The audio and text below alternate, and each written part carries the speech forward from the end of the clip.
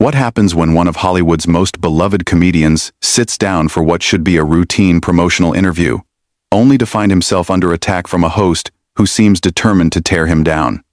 Today we're diving into an absolutely explosive exchange that had everyone talking, so make sure to hit that subscribe button and drop a comment below because you're not going to believe what unfolds. The atmosphere in the View studio was already charged that morning.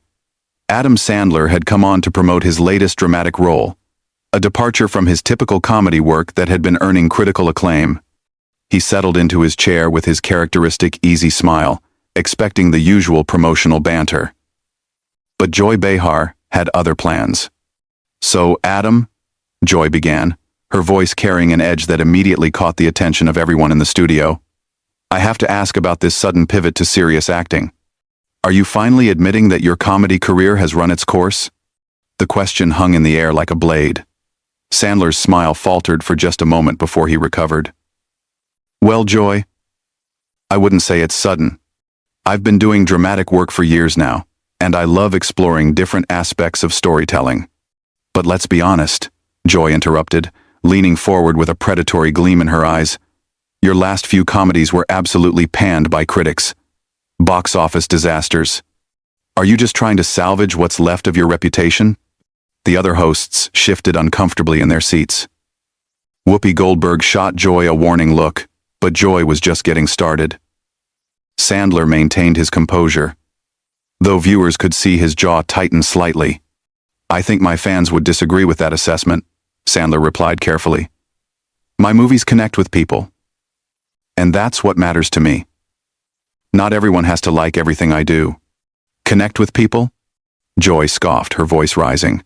"You mean connect with 12-year-old boys who think fart jokes are the height of comedy? When was the last time you made something actually intelligent, Adam?" The studio audience began to murmur uncomfortably. This wasn't the usual playful ribbing that guests expected on talk shows. This felt personal, targeted, almost cruel. Sandler's response was measured but firm. "Joy, I'm not sure why you're being so hostile here. I came on your show to talk about my new film, which deals with some pretty serious themes about family and loss. I thought we could have a conversation about that."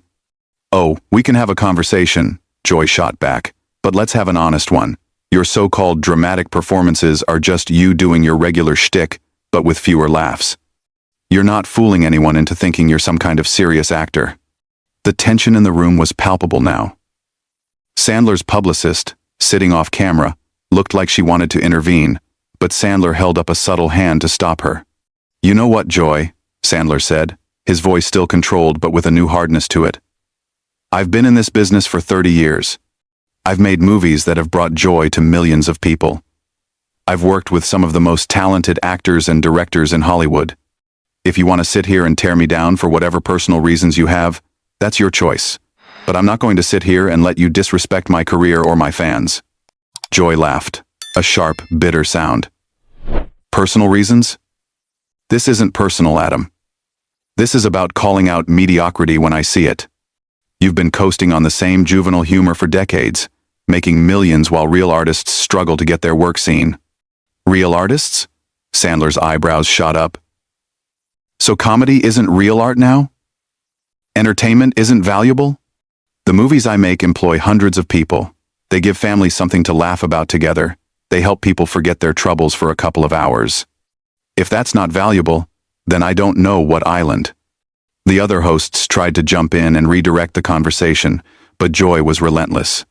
"Please spare me the noble speech about helping families. You're making schlock and you know it.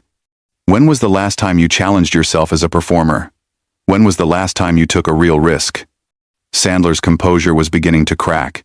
His hands gripped the arms of his chair, and his voice took on an intensity that surprised everyone watching. "You want to talk about taking risks, Joy? Let me tell you about risks. Every time I step in front of a camera, I'm risking failure. Every time I put myself out there for people to judge, that's a risk. And you know what the biggest risk is? Sitting across from someone who's supposed to be a professional interviewer, and instead getting ambushed by someone who clearly has some kind of personal vendetta." The studio fell silent except for the sound of cameras continuing to roll. Joy's smile had turned cold and calculating. "A vendetta?" she said slowly. Or maybe just someone who's not afraid to tell the truth about Hollywood's golden boy who never grew up. That was the moment everything changed. Sandler leaned forward in his chair, his eyes locked on Joy's, and when he spoke, his voice carried a quiet fury that made everyone in the studio hold their breath. "You know what, Joy?" Sandler said, his voice dangerously quiet. "I've been sitting here trying to be respectful, trying to be professional. But you clearly came into this with an agenda. So let me ask you something. What exactly have you contributed to entertainment? What joy have you brought to people's lives?" Joy's face flushed red. "Excuse me? I've been a professional broadcaster for decades. I've won awards, I've broken stories, I've held politicians accountable. And yet, here you are," Sandler continued, his voice gaining strength, "using your platform to tear down someone who's done nothing but try to make people laugh.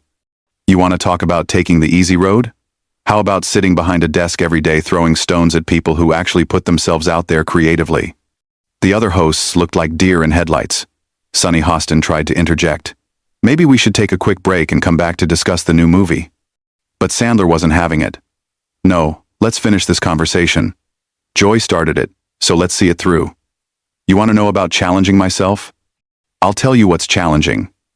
Trying to maintain dignity while someone who's supposed to be interviewing you instead chooses to use their time attacking your life's work."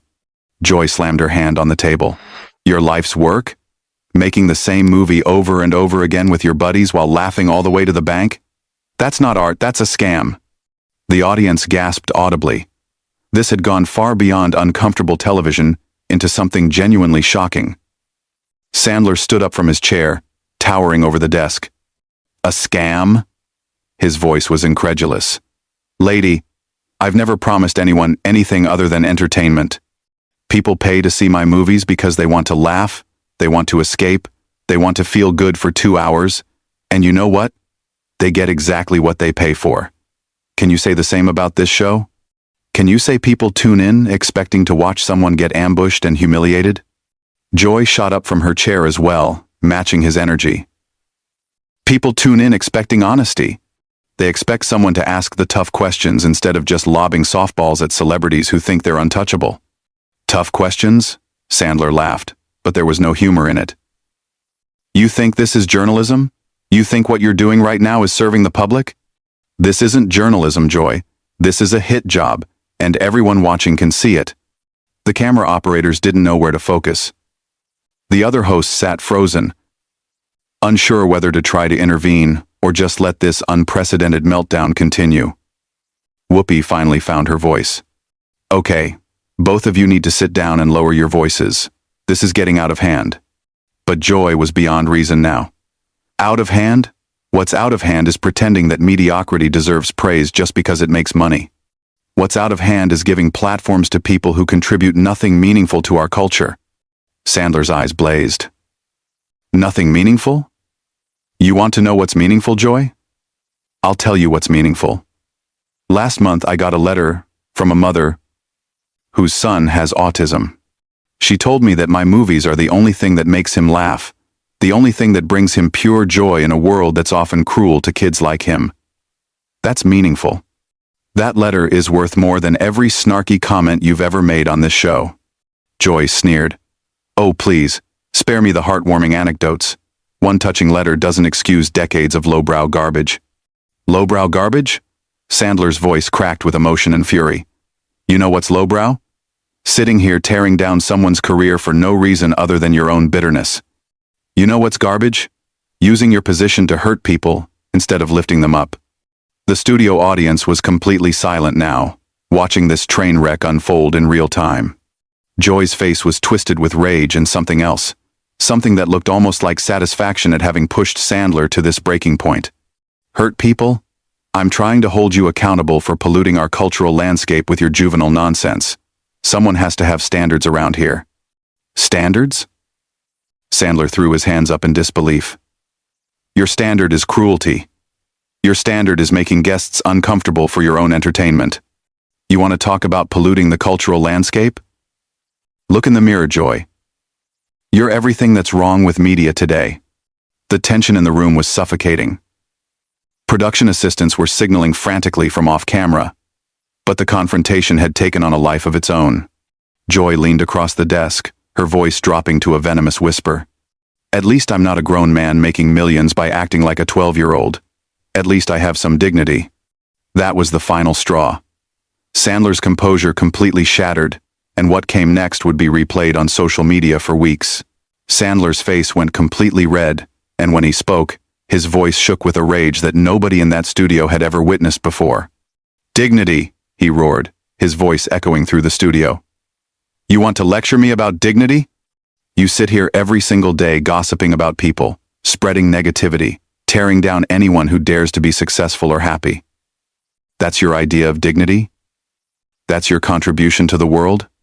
Joy tried to interrupt, but Sandler was on a roll now, 30 years of frustration with critics and cynics pouring out all at once. "No, you don't get to talk anymore, Joy. You've had your say. Now it's my turn." His finger pointed directly at her, trembling with emotion. "You know what takes real courage? Getting up every morning and choosing to spread joy instead of misery. Choosing to make people laugh instead of making them feel small. Choosing to build something instead of just tearing things down from the sidelines." The other hosts sat in stunned silence. Sunny looked like she might cry. Sarah Haynes had her mouth hanging open in shock. Whoopi was frantically gesturing to the producers off camera, but they seemed just as paralyzed by the spectacle unfolding. "You think making people laugh is easy?" Sandler continued, his voice cracking with emotion. "You think it's simple to get up in front of millions of people and try to bring some lightness into their lives? Every joke is a risk. Every movie is putting yourself out there to be judged by people like you who have never created anything, never tried to make anyone happy, never put their heart on the line." Joy's mouth opened and closed like a fish out of water. For the first time in the interview, she seemed genuinely rattled. "Adam, I think you're overreacting here." "Overreacting?" Sandler's laugh was bitter and harsh. "Overreacting? Lady, you spent 20 minutes trying to destroy my career on live television, and now you think I'm overreacting? You want to know what overreacting looks like? What happened next would become legendary in television history." Sandler reached into his jacket pocket and pulled out his phone. With shaking hands, he began scrolling through what appeared to be messages or emails. "You want to hear about real people, Joy? People who aren't bitter critics sitting in judgment?" His voice grew stronger as he read. "Here's from Jennifer in Ohio. She says my movies helped her through her divorce. Gave her something to laugh about when she thought she'd never smile again." Joy tried to interrupt. "Adam, this is really not necessary." "Oh, it's absolutely necessary," Sandler shot back. "Here's from Michael in Texas. He says he watches my movies with his elderly father who has dementia, and they're the only thing that still makes the old man laugh." "Still think my work is meaningless garbage, Joy?" The studio audience began to murmur. Some people were actually crying. The camera operators were getting shots of audience members wiping their eyes, completely invested in this raw, emotional moment. Sandler's voice grew louder, more passionate. "Here's from Sarah in Michigan. She's a single mom working 2 jobs, and she says my movies are how she unwinds after 14-hour days. She says they remind her that it's okay to be silly sometimes, that laughter isn't childish, it's necessary." Joy's face had gone pale.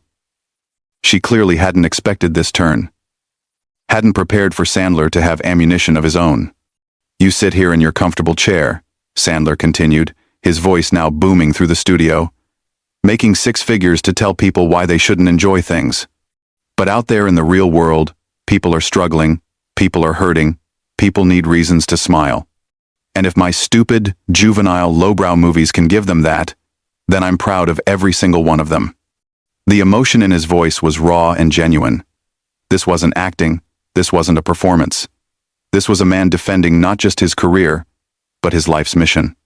Joy finally found her voice again, but it came out smaller than before.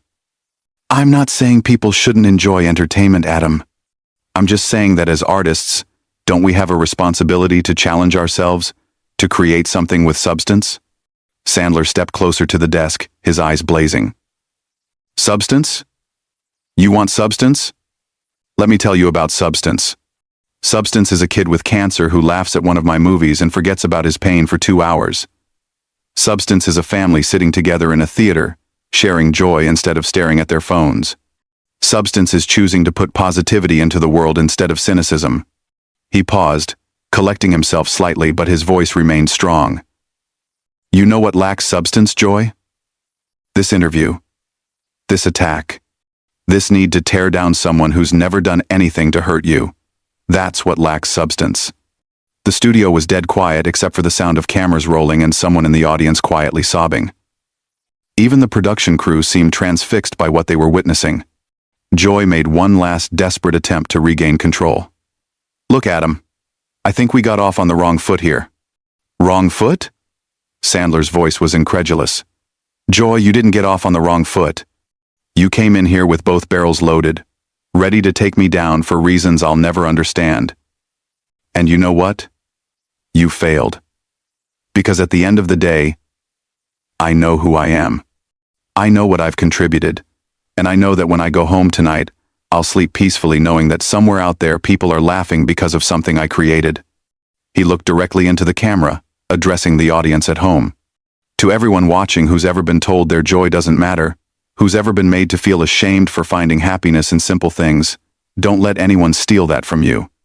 Life is hard enough without people trying to take away the things that make you smile.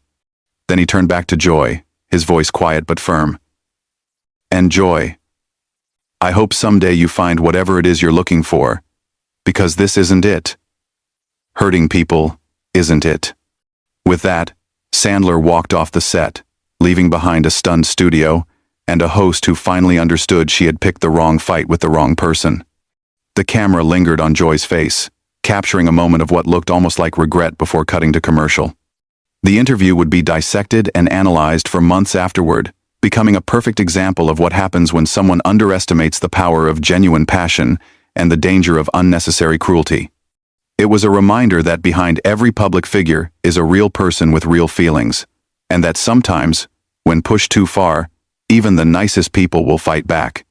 So what did you think of that explosive confrontation? Drop a comment below and let me know. Have you ever had to stand up for yourself against someone who was trying to tear you down? And don't forget to hit that